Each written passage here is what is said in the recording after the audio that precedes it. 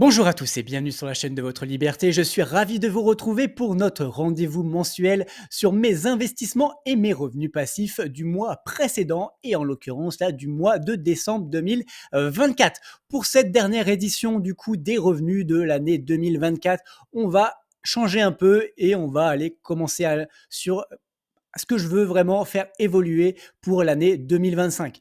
En gros, on va voir mon patrimoine, mes investissements et mes revenus passifs. Et à la fin, du coup, je vous donnerai mes objectifs de revenus passifs pour l'année 2025 et ma vision qui va un petit peu évoluer. Avant de continuer, du coup, je voulais vous parler du partenaire de ce jour qui est Audible. Comme vous pouvez le voir derrière moi, avant de commencer à investir, j'ai lu beaucoup de livres. Alors, j'ai regardé des vidéos sur YouTube, bien sûr, j'ai fait des formations, j'ai eu des mentors, mais surtout, j'ai lu beaucoup de livres. Alors, encore une fois, c'est vraiment hyper important que ce soit des livres sur l'investissement ou sur le mindset. Et si, comme moi, vous êtes souvent en voiture ou alors dans les transports bondés ou pendant votre sport, ou peut-être que vous êtes plus auditif que visuel, Audible est parfait pour vous parce que du coup, ça va vous permettre d'optimiser ce temps en écoutant des livres et vraiment le catalogue est incroyable. Quasiment tous les livres qui sont dans ma bibliothèque sont chez Audible. Donc, vous allez retrouver en description un lien, voilà, ça va vous permettre de tester la solution pendant un mois de façon totalement gratuite. Et si ça vous plaît, bien sûr, vous pourrez continuer avec une formule payante. Et en plus, ça soutient la chaîne. Donc vraiment, merci à tous ceux qui vont en tout cas essayer cette solution. Allez, on continue du coup notre vidéo. Pour ce dernier mois de l'année 2024, qu'est-ce qui a du coup vraiment marqué ce mois?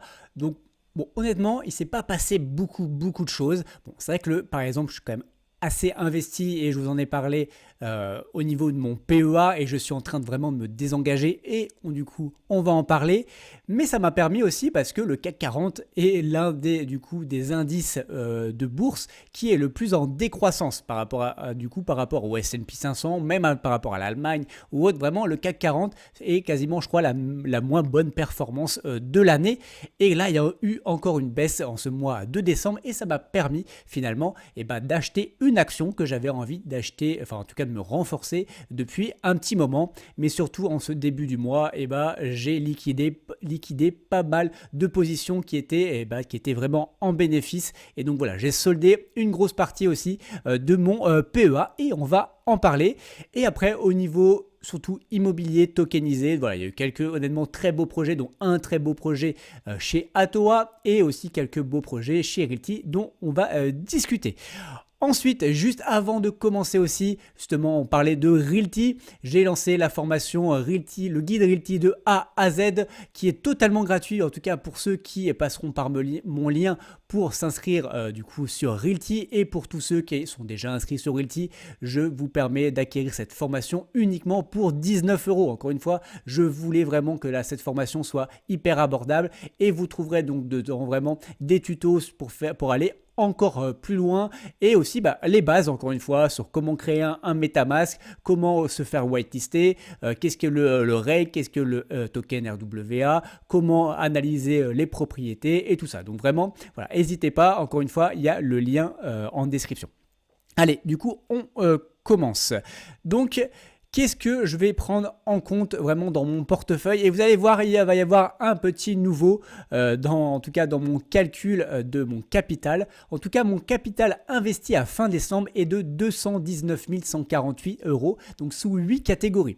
Donc la première catégorie, c'est le private equity. On va en reparler. Avant, je ne le mettais pas, est-ce que c'était mixé notamment en bourse parce que j'ai une grosse partie qui est via mon PEA. Mais voilà, là maintenant, on va vraiment décorréler de ça. Donc c'est du private equity et c'est pas de la bourse. Donc on va le mettre vraiment à part. Ensuite, je vais aussi scinder la bourse en deux. Donc la bourse capitalisant, donc avec notamment mes ETF capitalisants, et ma bourse distribuant avec notamment mes actions à dividendes.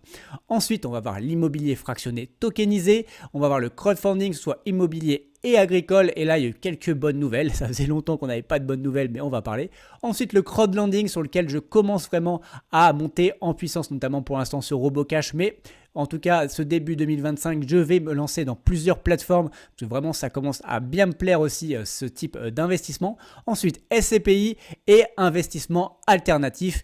Et comme vous pouvez le voir, encore une fois, je ne parle pas crypto ni immobilier physique, parce que pour moi, c'est quand même beaucoup moins passif que tout cela. Et au niveau répartition du coup de mes investissements, donc en premier, on va avoir tout ce qui est du coup bourse capitalisant. Alors, pour tous ceux qui suivent régulièrement du coup ce point mensuel où je vous présente du coup mes revenus passifs et donc mes investissements et donc mon capital, voilà, vous vous dites normalement voilà, tu es quand même beaucoup moins investi sur cette partie-là et là ça devient du coup ta part plus importante en un mois, ce qui est un peu bizarre parce qu'en fait c'est vrai qu'il y a quelque chose dont je ne parlais pas. Voilà, j'ai eu quand même une grosse poche qui est investie donc via mon PEE, donc via mon entreprise. Et donc ça, moi je le considère comme un ETF capitalisant parce que ça investit dans les sociétés, dans les parts, dans les actions de ma société et qui est bloqué donc pendant 5 ans. Donc voilà, donc pour moi en tout cas c'est dans cette partie-là bourse capitalisante parce que en plus tous les dividendes de ma société en plus ils sont réinvestis. Donc c'est pour ça que ça va être dans cette part-là, donc 25%. Ensuite on va avoir tout ce qui va être bourse dividende, donc avec les actions à dividendes type Aristocrate Dividende ou Rate. Donc là on est à peu près à 20% du coup de mes investissements. Ensuite, on va arriver sur de l'immobilier tokenisé fractionné, donc notamment avec Realty, Atoa, Equito, Rental et d'autres, j'en passe. On va du coup en discuter bien sûr. Ensuite après, on va arriver sur le crowdfunding, donc soit immobilier ou agricole, notamment avec ma plus grosse part chez Club Funding. Ensuite, on va être sur de l'equity, du private equity. Donc notamment, je vous en ai régulièrement parlé. Donc je suis investi notamment sur Green Bull et donc aussi ma partie Realty via le token RWA. Et ensuite, des plus petites positions, notamment en SCPI chez Quorum, investissement alternatif à 2,4%, notamment chez Splint Invest ou Convi. Et on va avoir, pour l'instant aussi, une toute petite partie en crowdlending, donc 0,3%, notamment chez Robocash. Mais cette partie-là, je vais vraiment la faire vraiment pas mal augmenter et ça va grignoter notamment sur le crowdfunding. Allez, donc on continue et je vais vous montrer du coup tous mes investissements sur le mois de décembre 2024 et vous allez voir il y en a eu quand même quelques-uns et aussi toutes mes ventes parce que oui il y a eu quelques ventes ce qui est assez rare. Donc déjà au niveau bourse, donc en achat comme je vous ai dit j'ai profité un peu des soldes, le CAC 40 a baissé au mois de décembre et comme vous, en tout cas encore une fois pour les plus fidèles d'entre vous, vous savez que moi je veux que ce soit passif donc je mets des ordres d'achat. Et donc, il y a un de mes ordres d'achat du coup qui a été tapé donc sur Air Liquide, donc à 155 €. Donc, j'avais 8 actions Air Liquide à 155 € et du coup, ça a été tapé.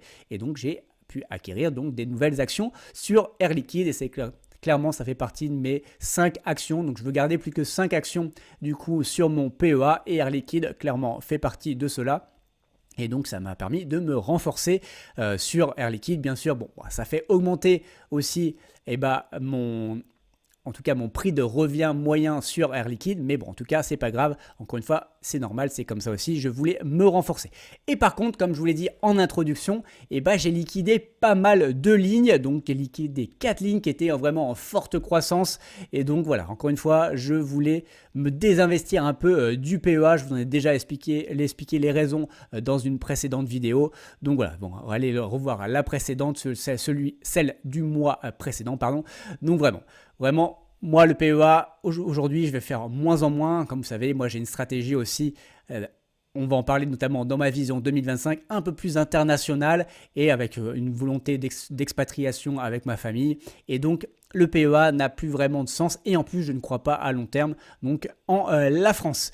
Donc, j'ai vendu du Michelin, donc je crois que j'étais à peu près à plus 25, plus 30, je crois que j'étais à plus 30% sur Michelin. Donc voilà, j'ai vendu Michelin, BNP que j'avais aussi notamment par rapport surtout aux dividendes, mais j'étais à plus 25%.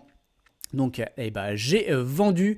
Ensuite Publicis, donc Publicis j'avais acheté pendant le Covid et donc j'étais en plus-value de plus de 200% sur Publicis. Donc voilà, je voyais que j'avais pas non plus énormément d'actions, mais voilà, donc vraiment une énorme plus-value sur Publicis. Et Saint-Gobain, pareil, j'avais acheté à peu près à cette période-là Covid. Et du coup, bah, j'étais à plus 100%, donc j'ai vendu aussi mes actions Saint-Gobain. Voilà, donc j'ai acté du coup mes plus-values, mais via le PEA, donc je ne paye pas d'impôt dessus. Ensuite, bah, comme d'habitude, j'ai fait mon DCA via Trade Republic pour 742 €, donc sur des ETF capitalisants, des aristocrates dividendes et des rates. Ensuite, passons à l'immobilier fractionné et tokenisé. Et comme je vous l'ai dit, bah, il y a eu un très beau projet chez Atoa, donc qui était un projet à Lyon, donc qui est clôturé au moment en tout cas où je fais cette vidéo, donc vous ne pouvez plus investir dessus. Et comme vous pouvez le voir, bah, ils ont surcollecté, donc ils sont à 111% de la collecte, ils ont réussi à avoir des parts supplémentaires dans ce projet-là. Donc vous voyez, vraiment ça commence à vraiment monter en puissance à Atoa. Vous voyez, ils ont quand même réussi à lever en 15 jours pendant en plus les fêtes 428 000 €. Donc vraiment, ça va vraiment accélérer pour en parler régulièrement avec Mehdi d'Atoa. Voilà, honnêtement, stay tuned parce que vraiment, il va y avoir beaucoup de news chez Atoa et des nouveaux projets tous les mois. Donc vraiment, et notamment, il y en a un qui arrive très bientôt. Donc vraiment, voilà, encore une fois, très beau projet, un projet capitalisant patrimonial. Donc vraiment, moi j'étais content de mettre quelques billes dedans. Donc j'ai mis 200 € sur Atoa. Ensuite, chez Realty, bah, il y a eu quelques beaux projets. J'ai aussi acheté un peu en vente sauvage et comme vous pouvez le voir, j'ai aussi fait un peu de maisons de réinvestissement, donc avec celle-ci, Stout. Donc vente sauvage, notamment pour la partie Cleveland. Et je crois que j'avais racheté ça pas cher sur même le YAM. Et après, donc c'était voilà, les projets qui sont été sur le marché primaire. Et événement, clairement, c'est la première fois de ma vie que je revends des tokens Realty. Alors ça ne veut pas dire que je vais tout revendre. Vous voyez, comme j'ai revendu juste des fractions, je voulais juste tester. Donc j'ai vendu 0,01 token, mais de propriété en fait qui date de 2020. Donc je voulais tester parce que je pense peut-être que je vais commencer à revendre des anciennes propriétés. Donc j'en parlerai plus dans une prochaine vidéo si je le fais réellement ou pas. Mais en tout cas, voilà, je voulais tester. J'ai vendu donc voilà, ces propriétés Mansfield et Liberal. Donc ça, c'était des propriétés de 2020 et honnêtement, bah, c'est parti juste comme ça. Honnêtement, très vite malgré les fractions. Donc bah, finalement, mon avis, ça peut être aussi un bon truc. Ensuite, bah, investissement alternatif, notamment chez Splint Invest. Donc j'ai acheté 4 nouveaux assets, notamment alors je vais vous montrer, notamment un Miro, donc le voici. Ensuite j'ai acheté une carte de NFL avec Patrick Mahomes. Ensuite bah, j'ai acheté des Nike donc en édition sur Iron Maiden. Donc voici les chaussures en question. Vous voyez aussi les pourcentages, en tout cas le gain potentiel, donc plus 22% par an. Le Miro un peu plus, du coup moins parce que c'est aussi, on va dire, un artiste plus établi. Donc c'est normal aussi que les gains potentiels soient quand même moindres. Et la carte aussi, par contre, de Mahomes, vous voyez, plus 25%. Et j'ai acheté aussi du coup un nouvel artiste, un artiste en devenir qui est Winston Branch. Et vous voyez là, en tout cas, le gain potentiel, encore une fois, attention, c'est potentiel, est de plus 25%. Si d'ailleurs vous n'êtes toujours pas inscrit chez Splint Invest, bah, il suffit de passer, du coup, d'aller vous déjà télécharger l'application et d'utiliser mon lien, donc libre comme l'air, qui vous donnera 60 € immédiatement. Voilà, vous n'aurez même pas besoin de faire de KYC ni de mettre de l'argent. Vous pourrez immédiatement investir parce que la part est à partir de 50 €.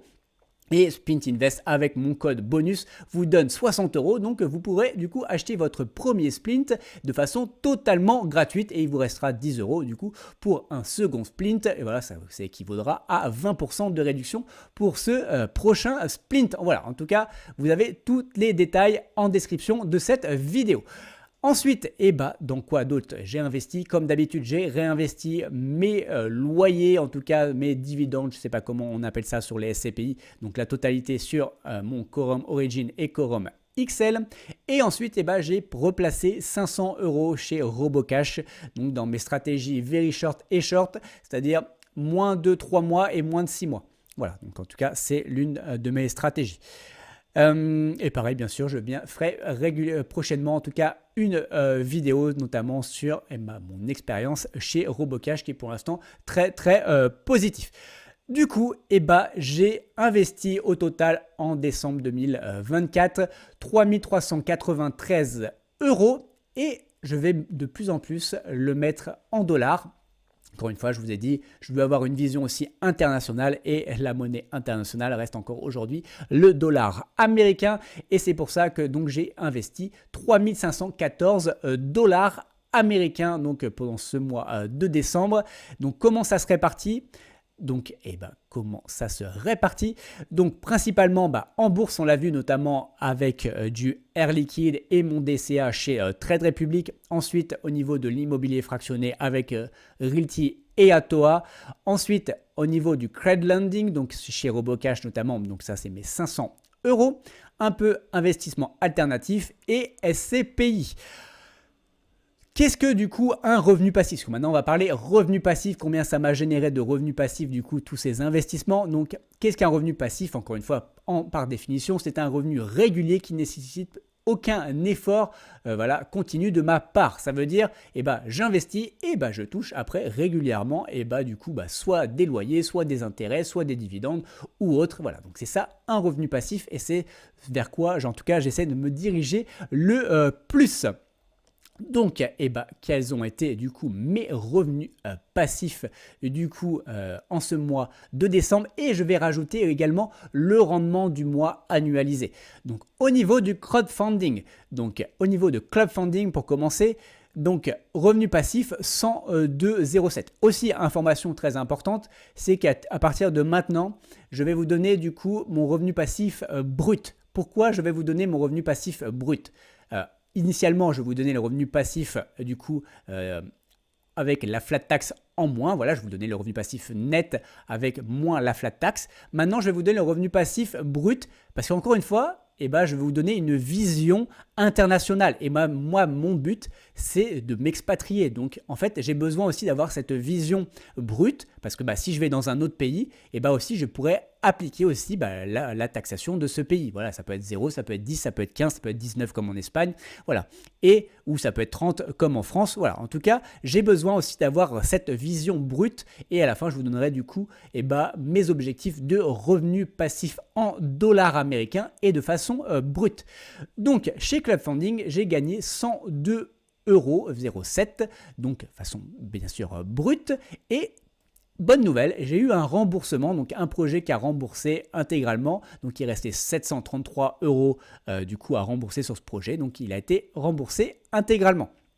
On va aller regarder du coup les flux que j'ai eu chez Clubfunding. Alors hop, je bouge ma tête.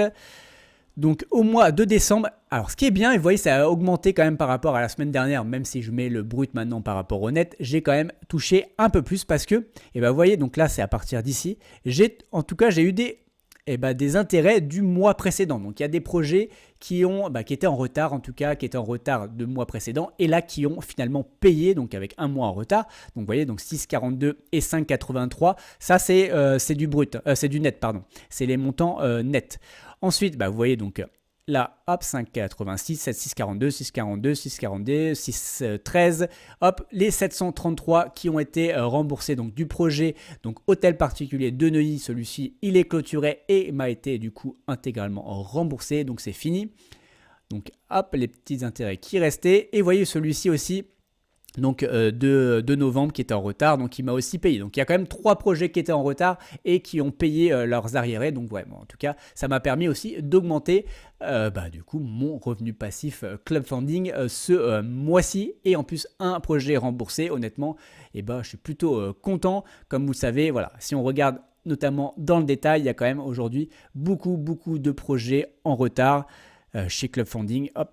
On va mettre le détail. Vous voyez, donc il y a du retard un peu quasiment partout. Je crois que je suis à quasiment 60, les 3/4 à peu près sont en retard. Donc heureusement qu'il y a quand même quelques projets qui commencent à être remboursés. Mais en tout cas, ils nous tiennent au courant et commencent à avoir notamment quelques bonnes nouvelles. Donc ça, c'est que ça commence à sentir plutôt bon, en tout cas pour récupérer une grosse partie de cette liquidité. Ensuite, chez AV Finance, pareil. Alors, je ne sais pas si ils ont écouté du coup la vidéo interview que j'ai fait du coup avant Noël avec notamment avec Jérôme, où on parlait de AV Finance et notamment du coup des retards qui s'accumulaient chez AV Finance. Et bah là, j'ai eu pas mal de remboursements et mes revenus passifs par rapport au mois précédent ont vraiment explosé. Donc vraiment, voilà. Donc on est à 28, 27 et quasiment, en tout cas, il y a plein de choses qui commencent à aller dans le vert, notamment là, et des décisions de justice aussi qui vont dans le bon sens. Donc voilà, ça c'est aussi plutôt pas mal et je suis plutôt optimiste également du coup pour 2025 et on verra du coup aussi si je réinvestis, si j'augmente du coup ma mise chez AV Finance. Donc le revenu, en tout cas le rendement moyen annualisé par rapport à mes investissements, donc est de 4,37%.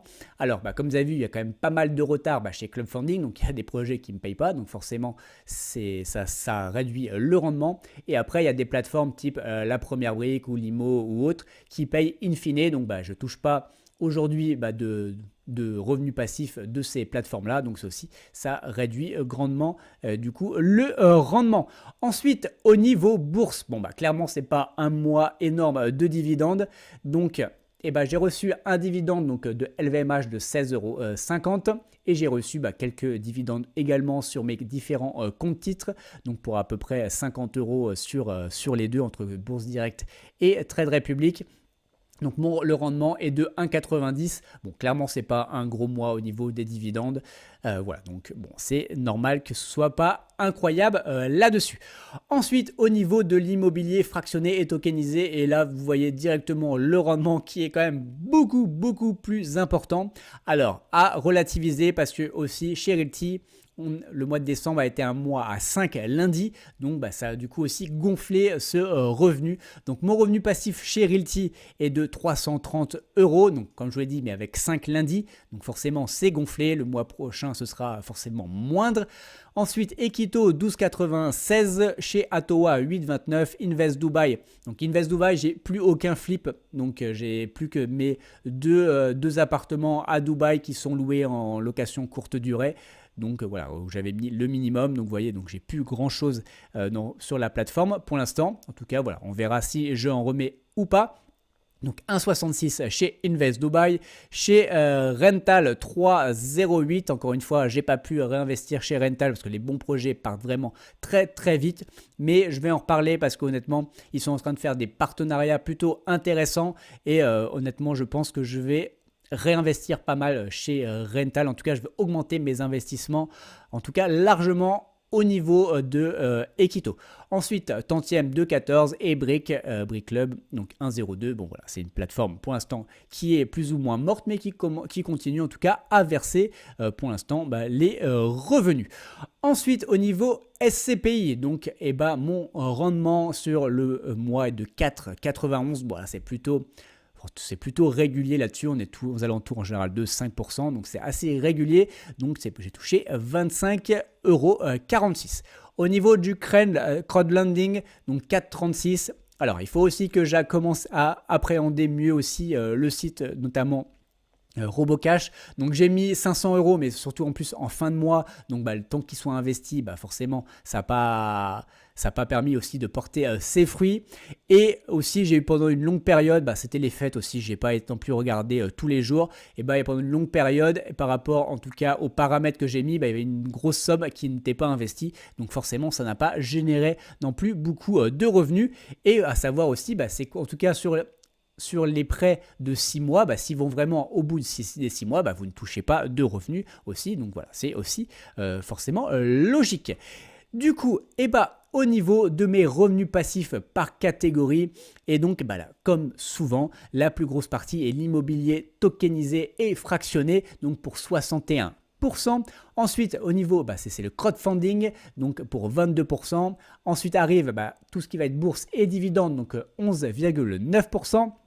Les SCPI 4,3% et le crowdlending pour l'instant qui est très faible, mais comme je vous l'ai dit, je vais vraiment monter en puissance sur cette partie-là.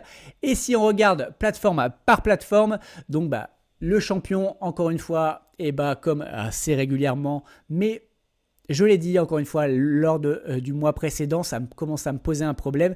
Surtout, voilà, 50% de mes revenus passifs viennent de Realty. Donc, c'est même 56% en tout cas pour ce mois-ci. Parce que, bah voilà, encore une fois, je vous l'ai dit, il y a 5 lundi, ce qui est logique. Mais moi, voilà, je commence à être trop dépendant de Realty. Alors, je ne vais pas non plus arrêter, je ne vais pas tout vendre comme je vous ai parlé. Mais en tout cas, voilà, je veux vraiment monter en puissance sur d'autres plateformes. Et voilà, j'ai besoin aussi de me diversifier et de limiter mon risque à une seule plateforme. Ce qui peut aussi se comprendre. Ensuite, eh ben, en deuxième position, on a Club Funding qui garde quand même malgré tout sa deuxième place. Donc avec 17%. Ensuite, ça faisait quand même un petit moment. Donc là, en troisième position, pardon, j'ai Heavy Finance. Donc Heavy Finance, donc voilà, comme je vous l'ai expliqué, qui commence à rembourser quand même pas mal en plus de prêts et qui a augmenté du coup ses revenus. Et j'ai eu notamment des retards qui ont été payés. Donc à égalité notamment avec mes dividendes sur Bourse Directe. Et si on additionne mes deux comptes titres, voilà, on est quand même en tout cas en troisième position. Quorum qui est toujours là. Donc je fais mes réinvestissements, on est à 4%, c'est très très bien. Et après, on a voilà, toutes les autres plateformes dont je vous ai déjà parlé. Et du coup, mon revenu passif du mois de décembre 2024 s'élève à 587 €, soit 608 $. Soit donc un rendement annualisé de 5,54% sur ce mois de décembre. Voilà, donc honnêtement, c'est plutôt correct. Voilà, surtout sur un mois où les dividendes n'ont pas été, au niveau bourse, dividendes n'ont pas été non plus incroyables. Si on regarde la moyenne sur l'année, j'étais à 625 €. 625 €. Donc bon, voilà, c'est en tout cas, ça, si pour rappel, en tout cas pour ceux qui avaient regardé la vidéo il y a un an sur mes objectifs, je voulais être aux alentours de 550 €. Voilà, je voulais pas vraiment trop augmenter parce que je crois que la moyenne l'année dernière était vraiment dans ces eaux-là et je voulais pas trop augmenter. Parce que encore une fois, ça me faisait chier clairement de payer trop d'impôts, d'augmenter aussi ma part fiscale au niveau des impôts. Mais vous allez voir, donc je vais vous donner mes objectifs pour 2025. Ça, c'est fini, encore une fois. Je veux préparer aussi mon expatriation. Je veux préparer l'après. Et peu importe si je paye trop d'impôts en France. Donc, je veux vraiment augmenter cette part pour 2025. Donc, je veux atteindre 800 $ bruts de revenus passifs sur du coup l'année 2025. Donc, vraiment, je vais réaugmenter vraiment sur tout ce que je vous ai dit, notamment beaucoup plus aussi sur la partie donc bourse, donc aristocrate dividende notamment ou rate. Je vais continuer bien sûr sur tout ce qui est immobilier fractionné, tokenisé, que ce soit via Realty, mais je vous ai parlé honnêtement monter en puissance notamment surtout chez Atoa ou Rental. Après, il y a d'autres petites plateformes qui vont sortir en 2025, donc on verra, on testera, et monter aussi en puissance sur le crowdlending. Donc ce soit Robocash, mais aussi je vais tester des nouvelles plateformes du coup en 2025 dès ce début d'année. Donc voilà. On va voir, en tout cas, l'objectif, c'est d'arriver aux 800 $.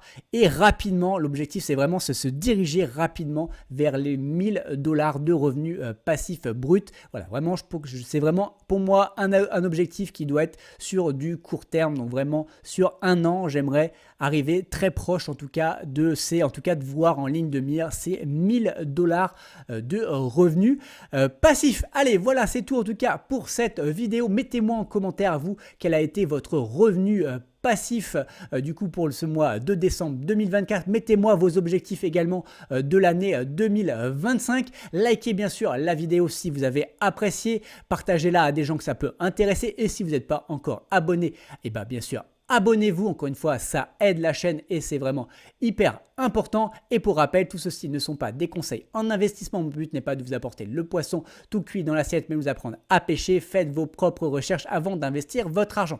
Allez, on se voit dans une prochaine vidéo. Ciao!